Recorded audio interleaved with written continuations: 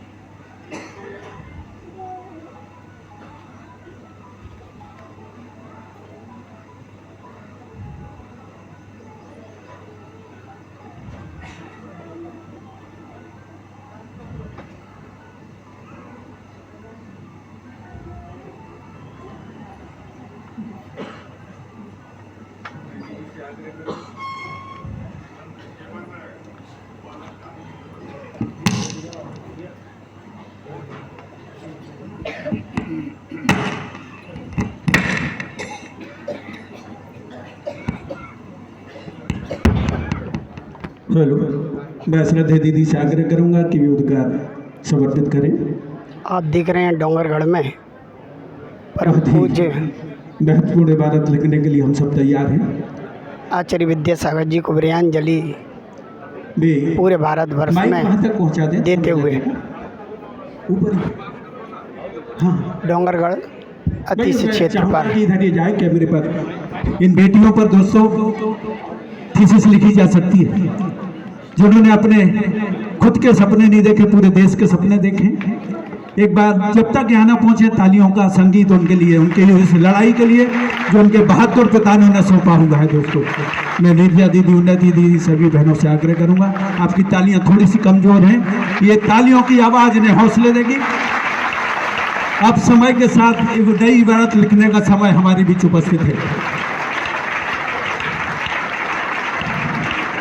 सूरज ने अपने ट्विटर पर लिखा है,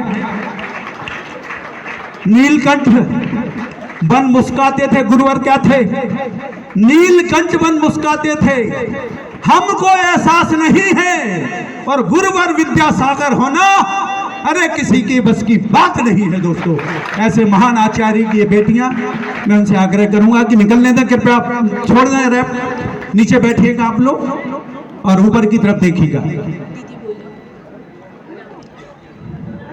उदासी के बादल आज हवा में दूर कर दिए हैं। आचार्य भगवत ने आह्वान कर दिया, लड़ाई को आगे बढ़ाइएगा, हम आपके साथ हैं। मैं दीदी से आग्रह करूंगा कि इन क्षणों में अपने उद्गार समर्पित करें।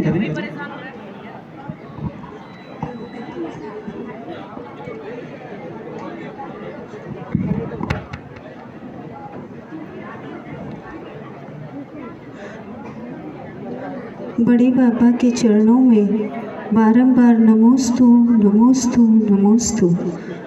आचार्य भगवान को यहीं पर परोक्ष होने पर भी प्रत्यक्ष महसूस करते हुए उनके चरणों में भी बारंबार नमोस्तु नमोस्तु नमोस्तु।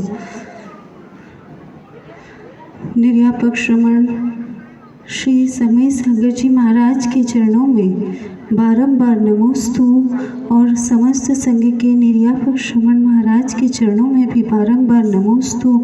मुनि संघ और सभी ज्येष्ठ हारिका माता जी के चरणों में भी नमोस्तु और वंदा में अर्पित करते हुए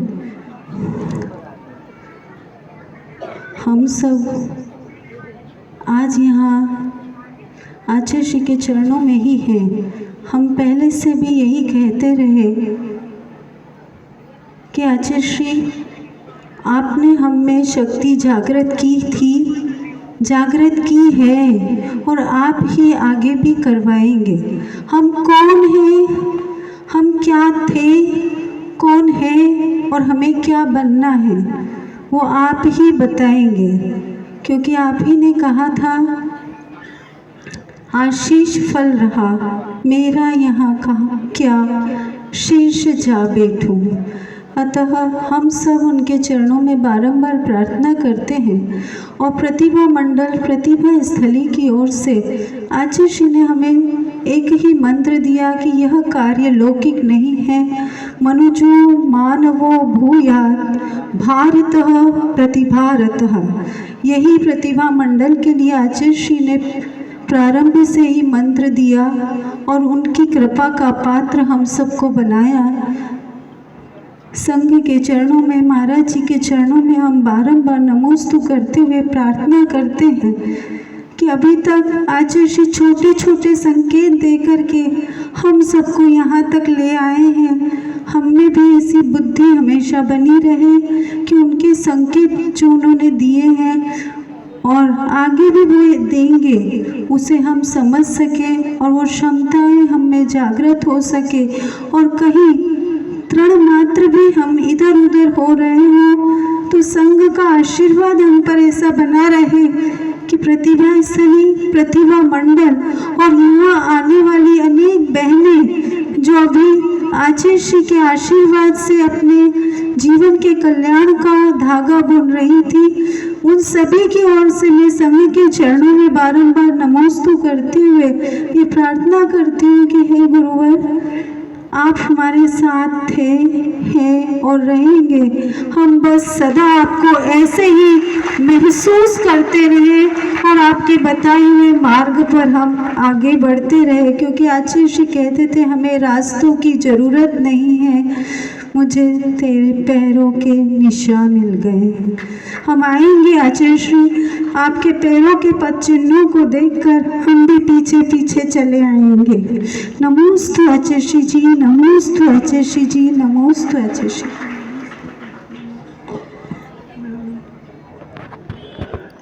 आचार्य भगवान के श्री चरणों में हम सभी का बारंबार नमोस्तु है। आचार्य भगवान, सभी के हृदय में आप विराजमान हैं।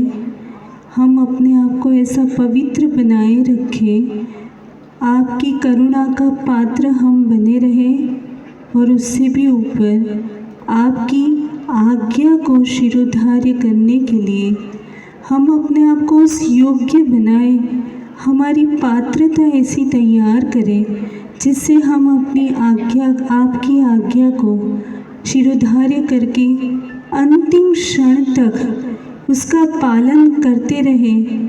यही आपके चरणों में बारंबार ये शक्ति, ये भक्ति, ये सब कुछ आप ही हम में भरेंगे। आप ही अभी तक करते आए हैं, आगे भी आप ही करेंगे। आचार्य श्री बस आपके संकेतों को हम समझ सके, इतनी ही आपके चरणों में, संघ के चरणों में बारंबार नमोस्तु करते हुए प्रार्थना करते हैं। नमोस्तु गुरुजी, नमोस्तु गुरुजी, नमोस्तु। शब्द, भाव और ध्येय के समर्पण की परिभाषा है, जीवित परिभाषा ये दे दिया। मैं प्रणाम करता हूँ और अब मैं एक बात आपसे अपील करूँगा महाराज श्री के चरणों में, यदि आपकी बेटियाँ बड़ी हो रही हैं तो आप कम से कम प्रतिभा स्थली को भले पलाइए ना, पर एक बार देखिएगा कि ये क्या कर रही हैं। और एक और सूचना दूँ, राहुल जैन IAS यहाँ बैठे हैं, उनकी बिटिया बड़ी हो रही और पिता होने के नाते भी वे अपनी बिटिया के लिए सपने बुन रहे हैं और आपको ताज्जुब होगा, वे अपनी बिटिया को पढ़ाने के लिए प्रतिभा स्थली छोड़ रहे हैं। दोस्तों, आप ये मैसेज भेजिएगा और अब मैं इस आचार्य